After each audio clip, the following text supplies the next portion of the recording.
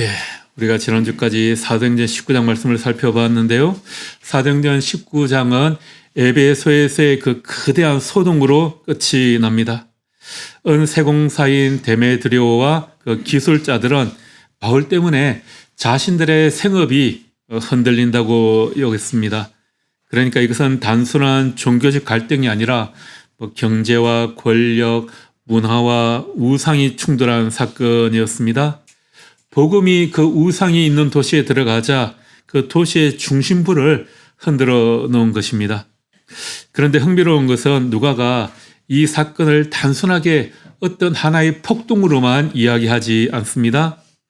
유대인의 관점에서 보면 출애굽 이후에 반복되어 온 하나님 나라와 우상 체제가 서로 충돌하는 그런 모습을 보여주는 겁니다.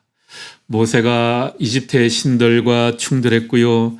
엘리야가 바알과 충돌했던 것처럼 바울 역시 우상으로 가득한 그 도시 에베소에서 우상과 충돌하며 하나님 나라의 복음을 선포하고 있었던 것입니다. 그리고 20장으로 이제 넘어오게 되면 그 소동이 끝나고 바울은 이제 에베소를 떠나게 됩니다. 그는 에베소에서 3년 동안 사역을 했습니다. 눈물로 가르쳤고 날마다 말씀을 전했고 제자들을 세웠고 또 많은 환난을 겪었습니다. 그러나 이제 그는 떠나야 합니다. 그런 의미에서 이 사도행전 20장은 단순히 그 바울의 여정을 기록한 것이 아닙니다. 한 시대를 마무리하는 목자의 고별 설교이고 또 성령께 붙들린 사람의 마지막 신앙 고백이기도 합니다. 특별히 또 오늘 본문은 샤부엇 오순절과도 연관이 됩니다. 사도행전 2장에서 성령은 오순절에 임했습니다. 그리고 우리가 지난주에 살펴본 것처럼 바울은 에베소에서 오순절까지 기다렸다가 떠나기로 작정을 합니다. 마게도나를 둘러본 바울은 그리스까지 가서 고린도 교회를 또 둘러보고 다음 오순절이 돌아오기 전에 내가 예루살렘으로 돌아가야 되겠다라고 그렇게 이야기를 합니다. 여러분 그 주보 뒤쪽에 보면 지도가 나와 있죠. 바울의 3차 전도 여정에 관한 지도인데요. 바울은 에베소에서 출발해서 그 위쪽으로 마게도니아, 아래쪽에 아가야, 지금의 그리스죠. 그리스 지역의 그 고린도까지 갔습니다. 그리고 그 바로 밑에 있는 갱그리아 항에서 이제 배를 타고 오른쪽 끝쪽에 있는 수리아의 두로까지 예루살렘에 가기 위해서 그렇게 뱃길로 가려고 준비를 했습니다. 그런데 그 배를 타려고 하는 바울 일행을 해치려 한다는 그런 음모가 있다라는 그런 소식을 접하고 바울은 배를 타지 않고 왔던 길을 다시 되돌아가서 아시아로 가게 됩니다. 그리고 그 에베소 바로 아래쪽에 있는 밀레도라는 항구 도시에 도착하게 되죠. 그리고 그렇게 밀레도에 도착한 바울은 거기에서 에베소에 있는 장로들을 불러드립니다. 그 밀레도는 에베소의 산 남쪽으로 30km 정도쯤 떨어져 있는 항구 도시입니다. 자, 바울은 에베소에 자기가 다시 들리면 또 교인들하고 작별 인사를 해야 되잖아요. 그러니까 얼마나 많은 시간이 걸리겠습니까? 그러면 다시 시간이 지체될 것 같아서 밀레도에서 그냥 에베소에 있는 장로들만 불러낸 겁니다. 원래 바울의 계획은 그리스 그 갱그리아 항에서 배를 타고 바로 예루살렘으로 가려고 했는데 그렇게 배를 타지 못하고 육로로 돌아와서 밀레도까지 걸어왔으니까 시간이 한참 소요되지 않았겠어요? 그러니까 더 이상 지체하지 않고 오순절까지 예루살렘에 들어가려고 하면 시간이 빠듯했던 겁니다. 그래서 에베소에 들리지 않고 그냥 장로들만 불러냅니다. 그리고 그들에게 이제 마지막 설교를 하게 되죠. 사도행전에 나오는 다른 설교나 연설들은 대부분이 불신자나 유대인 공동체를 향한 것이었습니다. 그런데 오늘 본문은 유일하게 교회 공동체를 향한 설교입니다. 그러니까 에베소 교회를 향한 바울의 고별 설교와 같은 그런 내용입니다. 오늘 이 바울이 전한 이 말씀을 통해서 우리에게 주시는 의미를 함께 살펴보고자 합니다. 바울은 먼저 자신의 사역을 돌아보면서 이렇게 말합니다. 18절, 19절 말씀입니다. 아시아에 들어온 첫날부터 지금까지 내가 항상 여러분 가운데에서 어떻게 행하였는지를 여러분도 아는 바니. 그러면서 이렇게 말하죠. 곧 모든 겸손과 눈물이며 모든 겸손과 눈물로 또 시험을 참고 주를 섬겼다 말합니다. 우리가 흔히 바울을 생각하면 어떤 이미지가 떠오릅니까? 위대한 신학자, 정말 위대한 지도자, 담대한 선교사 이렇게 기억되죠? 그런데 바울은 자기의 사역을 설명하면서 자기의 능력을 이야기하는 것이 아니라 먼저 겸손과 눈물을 이야기합니다. 당시 그리스 로마 문화에서 여기에서는 대중적인 명예를 중시했기 때문에 그 동등한 사람 앞에서 자신을 낮추는 것을 굉장히 경멸이라고 여겼습니다. 그래서 그들에게는 이 겸손이라는 의미가 없었어요. 라틴어로 겸손을 후밀리타스라고 하는데요. 이것은 본래 노예나 종에게만 해당되는 그런 단어였습니다. 그런데 예수님께서 바로 그 종의 형체를 입고 이 땅에 오셨다 말씀하셨죠. 바울 역시 자신을 드러내기보다 그리스도를 먼저 드러내는 사람으로 살았습니다. 그래서 이렇게 겸손이라고 말하는 겁니다. 겸손함으로 섬겼다. 그리고 또 눈물을 흘렸다고 하죠. 구약에 보면 참된 선지자들은 언제나 백성을 향해 눈물을 흘리는 사람들이었습니다. 예레미야는 눈물의 선지자라고 우리가 이야기하죠. 사무엘도 백성을 향해서 눈물을 흘렸습니다. 모세는 광야에서 백성들을 향해 간절히 중보했습니다. 이렇게 참된 목자가 눈물을 흘리는 것은 단순히 그들이 불쌍하거나 감정에 북받쳐서 눈물을 흘리는 것이 아니라 하나님께서 맡기신 사람들을 향한 그 책임의 눈물인 겁니다. 부모가 자녀를 위해 눈물을 흘리는 것처럼 선지자가 백성들을 위해 눈물을 흘리는 것처럼 바울은 그렇게 에베소 성도들을 위해 눈물을 흘렸습니다. 그러니까 이 바울의 눈물은 연약함의 표현이 아니라 사랑의 증거입니다. 눈물이 있다는 것은 그만큼 그들을 마음에 품고 있다 그런 뜻이죠. 바울은 그 에베소 교회 성도들을 관리하는 것이 아니라 말 그대로 그들을 사랑했습니다. 그래서 그는 에베소 교회를 떠나면서 내가 3년 동안 밤낮 쉬지 않고 여러분을 눈물로 섬겼다 이렇게 말할 수 있었던 겁니다. 요즘에 우리 한국교회를 보면 이 너무 성공 중심 사역에 빠져 있는 것 같아요. 그래서 교회 건물을 얼마나 크게 지었느냐, 교인 수가 몇 명이나 되느냐, 이게 사역의 판단이 됩니다. 사역의 기준이 되죠. 그러나 바울은 그렇게 말하지 않습니다. 바울은 이렇게 묻습니다. 나는 얼마나 사랑하며 섬겼느냐. 바울은 자신의 업적을 자랑하지 않았습니다. 그는 자신의 눈물을 이야기하고 있습니다. 사랑이 없으면, 사랑하지 않으면 오래 섬길 수가 없는 겁니다. 눈물 없이는 영혼을 품을 수가 없습니다. 시편 56편 8절에서 시편 기자는 이렇게 고백하죠. 나의 눈물을 주의 병에 담으소서. 이것이 주의 책에 기록되지 아니하였나이까.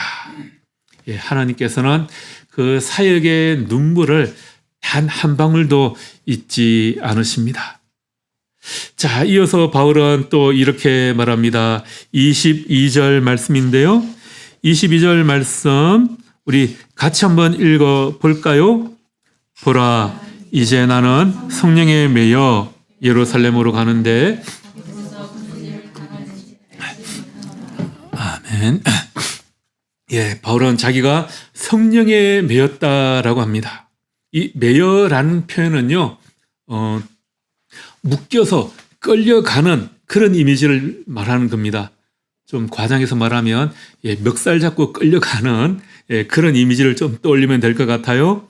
성령이 바울의 삶의 방향을 그렇게 붙들고 계신다라는 겁니다.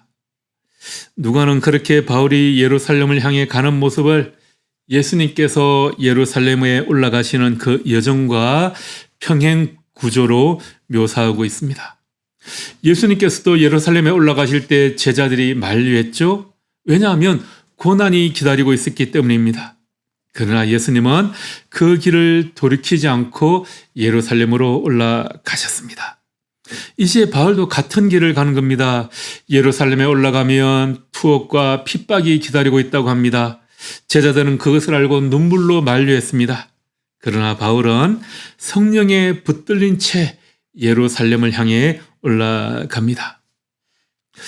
그리고 또 사도행전 20장 말씀을 자세히 살펴보면 이 바울은 유대의 절기를 따라 움직이는 것을 우리가 보게 됩니다. 지난주에 우리가 말씀을 나눈 것처럼 바울은 에베소에서 오순절이 올 때까지 기다렸다가 소동이 끝나고 출발했습니다. 그리고 2차 전도지였던 마게도니아와 그리스 전역을 다 돌아봅니다. 그렇게 돌아보니까 한 1년 가까이 걸린 것 같아요. 그리고 그 다음에 무교절 이후에 빌립보를 떠나 오순절 전에 예루살렘에 도착해야 되겠다. 그렇게 생각을 합니다. 무려 1년이 넘는 시간을 이 절기의 흐름을 따라서 바울은 살아가고 있었던 겁니다. 왜 그랬을까요? 유대인들에게 이 절기는 단순한 기념일이 아니기 때문입니다. 절기는 하나님의 이야기를 기억하는 시간입니다. 6월절은 출애굽을 기념하는 날이고 이어지는 무교절은 하나님께서 이스라엘 백성을 구원하신 그 여정을 기억하는 날이고요. 오순절 샤부옷은 하나님께서 시내산에서 토라를 주신 그 언약의 절기입니다. 하나님께서 바로 그 오순절에 성령을 보내주셨습니다. 시내산에서는 돌판에 말씀을 기록하였습니다. 그러나 오순절 성령 강림 이후에는 하나님의 말씀이 사람들의 이 마음판에 기록됩니다.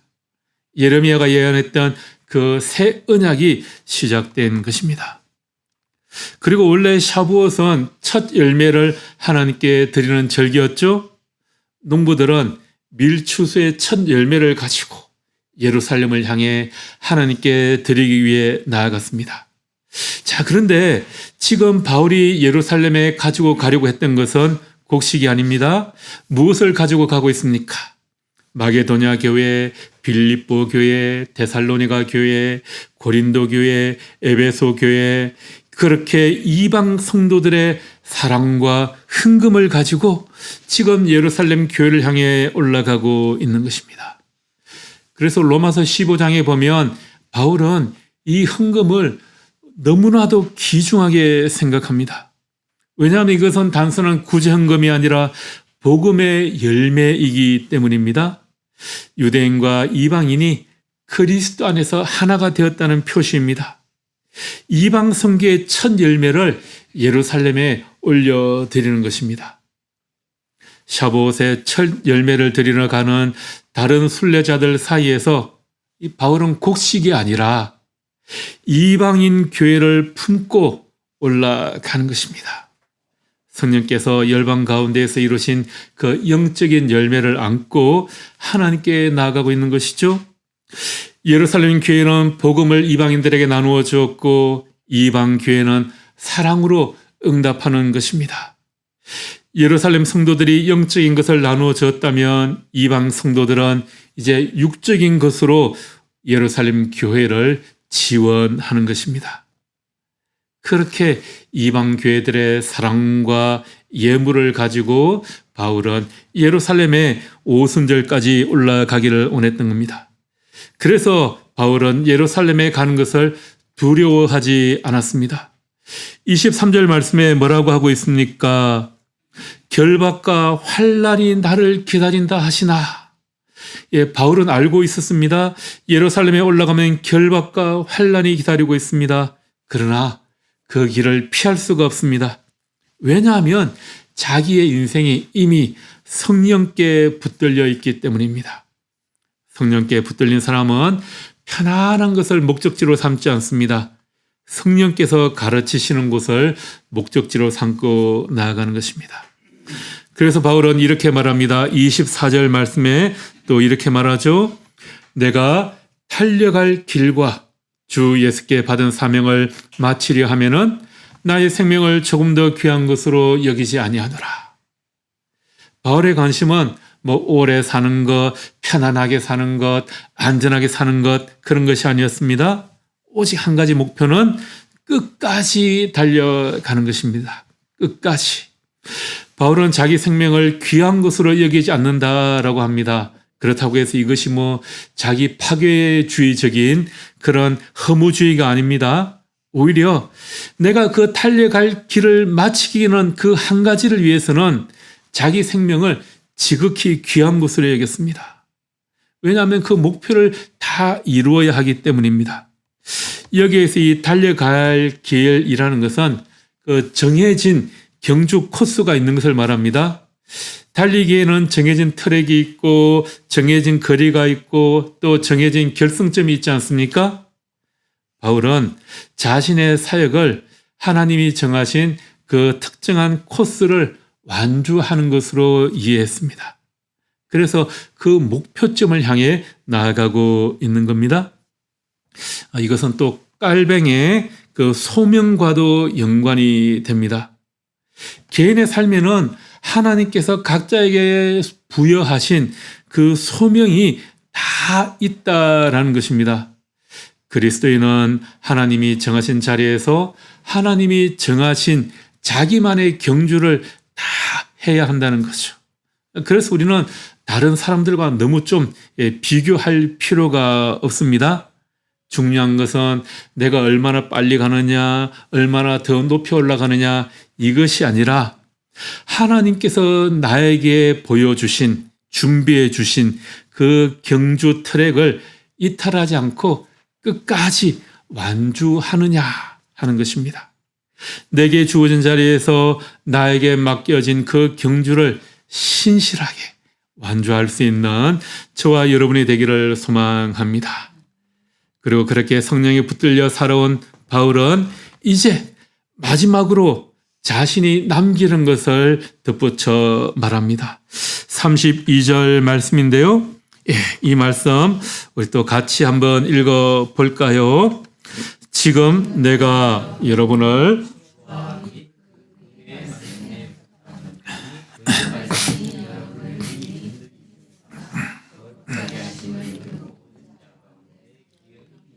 하시리라. 아멘. 바울은 3년 동안 에베소에 있었습니다. 31절에서 그가 직접 이야기했죠. 내가 3년이나 밤낮 쉬지 않고 눈물로 각 사람을 훈계했던 것을 기억하라. 에베소 3년은 바울 그 선교 사역에서 정말이지 너무나도 중요한 사역지였습니다. 낮에는 두란노 서원에서 말씀을 가르쳤고 밤에는 성도들을 찾아다니면서 권면했습니다. 그만큼 그는 이 교회에 자신의 전부를 다 쏟아부었습니다. 자, 그리고 이제 이 교회를 떠납니다. 다시는 에베소 교인들을 보지 못할 것을 서로 알고 있습니다.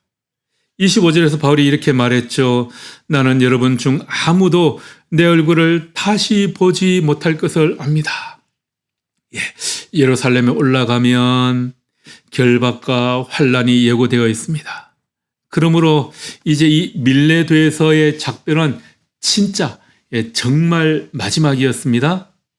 그래서 38절 말씀에 보면 장로들은 다시 바울을 보지 못한다고 그 생각에 정말이지 슬프게 울었습니다. 그렇다면 이 마지막 순간 에베소 교회를 위해서 바울이 무엇인가 좀 한마디 말을 남겨야 하지 않겠습니까? 자, 이런 경우에 우리가 무엇을 기대하게 됩니까? 3년 동안 정말 눈물과 기도를 함께한 공동체를 이제 어떻게 해야 할까? 누군가에게 맡겨야 하지 않을까? 이 장로들 중에 내가 가장 신뢰하는 장로에게 맡겨야 하지 않을까? 그 중에 한 사람을 지목해서 이 사람이 내 후계자요. 이 사람의 말을 잘 따르시오. 이렇게 이야기하지 않았습니다. 자, 내가 3년 동안 이렇게 이 좋은 프로그램을 만들었으니까 이거 유지해야 되고 내 목회 방향을 잘 개성해야 하고 저 사람 좀 조심해야 돼. 저 사람은 조심해야 되고 이런저런 목회 노하우를 알려주지 않았습니다. 바울은 그렇게 하지 않았습니다. 바울은 이렇게 말합니다. 내가 여러분을 주와 및 그 은혜의 말씀에 부탁하노니.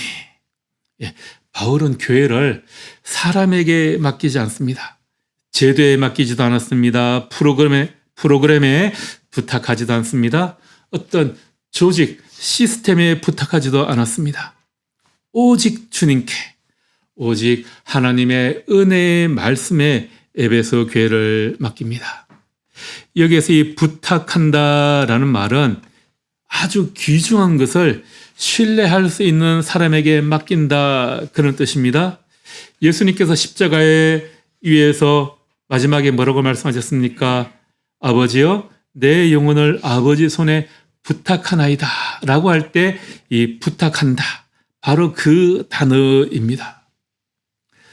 바울은 고난과 핍박, 다시 돌아오지 못할 길을 가면서 이 에베소 교회를 하나님과 그 은혜의 말씀에 맡겨드립니다.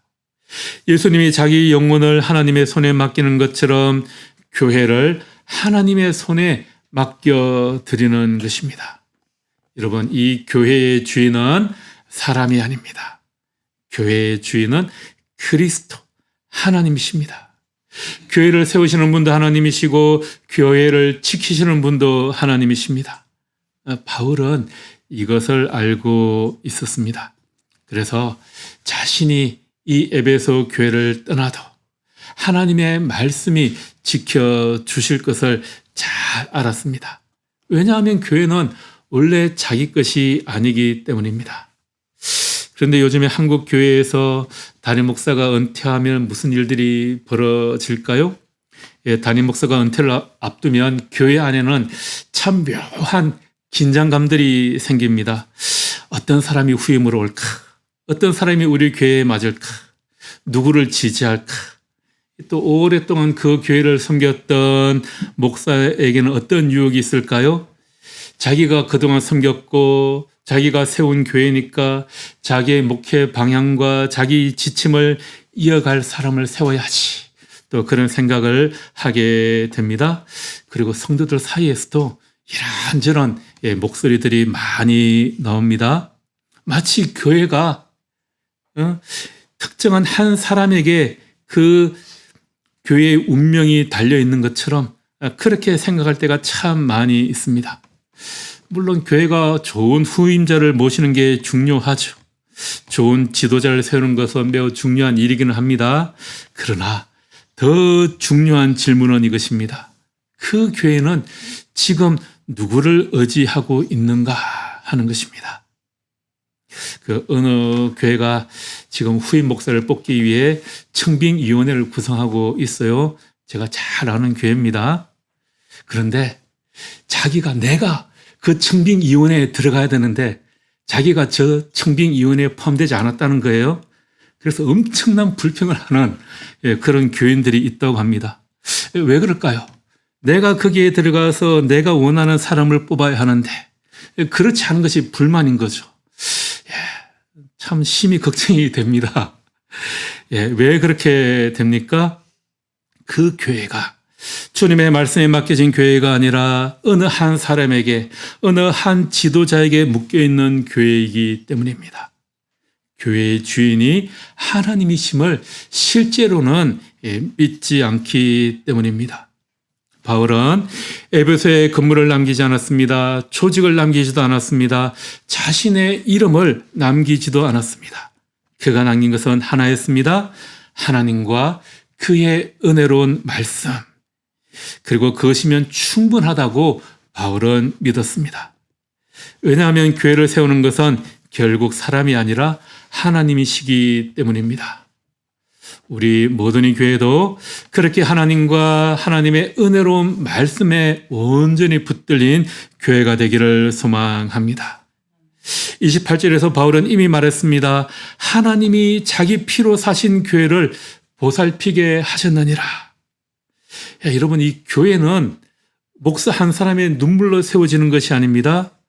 바울이 3년을 밤낮으로 쉬지 않고 눈물로 가르쳤지만 그 교회는 하나님의 피로 사신 것입니다. 목사의 눈물은 그 피에 응답하는 것입니다. 32절 후반절 말씀에 뭐라고 합니까? 그 말씀이 여러분을 능히 든든히 세우사. 여러분, 바울이 떠난 뒤에도 교회를 세우는 것은 하나님의 말씀입니다. 거룩하게 하심을 입은 모든 자 가운데 기업이 있게 하시리라. 바울은 자신의 교회를 세운다고 말하지 않습니다. 그렇게 생각하지도 않았습니다. 말씀만이 사람을 세우고, 말씀이 교회를 세우고, 말씀이 다음 세대를 세울 수 있다고 믿은 것입니다. 이것이 바울이 에베소 교회에 남긴 가장 큰 유산입니다. 건물도 아니고 조직도 아니고 후임자도 아니고 말씀이 교회의 주인이라는 고백입니다. 자, 몇 년 후에 바울은 자기가 가야 할 길을 다 가고 어떻게 됩니까? 감옥에 갇히게 되죠. 그리고 디모데에게 마지막 편지를 씁니다. 그때 디모데후서 4장 7절에 이렇게 고백합니다. 나는 선한 싸움을 싸우고 나의 달려갈 길을 마치고 믿음을 지켰으며. 여러분, 오늘 본문 말씀 24절에서 밀레도에서 그는 달려갈 길을 마치려 한다라고 했습니다. 그렇게 그 길을 달려가다가 마주하게 된 감옥에서 바울은 내가 달려갈 길을 다 마쳤다 이렇게 고백합니다. 우리에게도 각자에게 맡겨진 그 경주로가 다 있습니다. 그 길이 어디까지인지, 얼마나 험한지 우리는 아직 다 알지 못합니다. 그러나 주님께서는 다 알고 계십니다.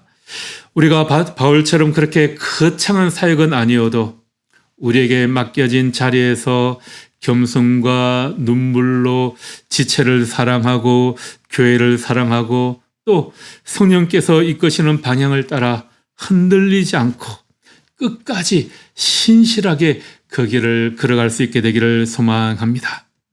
그것이 우리 각자가 달려갈 길을 완주하는 것입니다. 그리하여 우리도 바울처럼 이렇게 고백할 수 있기를 간절히 바랍니다. 나는 달려갈 길을 다 마쳤노라. 이것이 우리의 고백이 되기를 주님의 이름으로 축복하며 기도합니다. 기도하겠습니다. 하나님, 우리는 너무 자주 안전한 길만 찾고 편안한 신앙만 원했습니다. 그러나 오늘 바울의 고백 속에서 성령께 붙들린 삶이 무엇인지 보게 하여 주시니 감사합니다. 눈물로 섬기게 하시고 사명의 길을 끝까지 걷게 하시며 나 자신이 아니라 하나님의 말씀을 남기는 사람이 되게 하옵소서. 우리가 우리의 길을 다 달려가고 우리도 바울처럼 나는 달려갈 길을 다 마쳤노라 고백할 수 있는 믿음을 허락하여 주옵소서. 예수 그리스도의 이름으로 간절히 기도합니다. 아멘.